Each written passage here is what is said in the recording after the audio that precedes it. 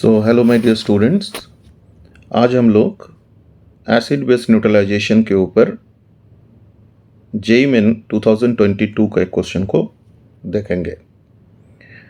तो सबसे पहले इस क्वेश्चन में कहा गया है the neutralization occurs when 10 ml of 0.1 molar acid A is allowed to react with 30 ml of 0.05 molar base M wedge whole twice.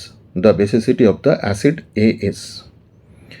तो सबसे पहले हमें क्या करना है कि यहाँ पर N1V1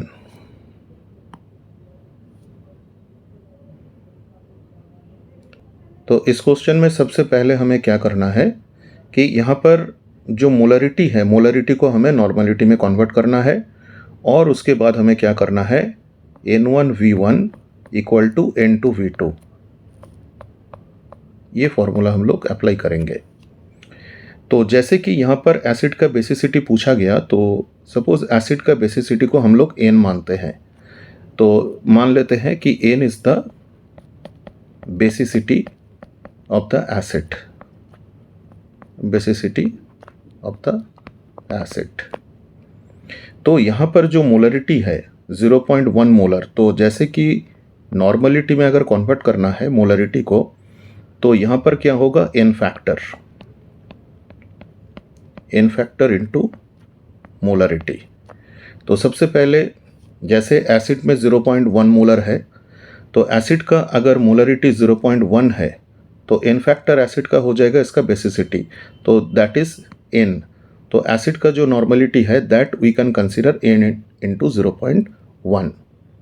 उसी तरह जो बेस होगा, यहाँ पर जो बेस है इसके लिए जो n फैक्टर है, क्योंकि जो बेस है that is m OH whole twice, तो यहाँ पर बेस के जो n फैक्टर है दैट इज इक्वल टू 2, ये 2 OH माइनस दे सकता है, तो यहाँ पर बेस का n फैक्टर इज 2।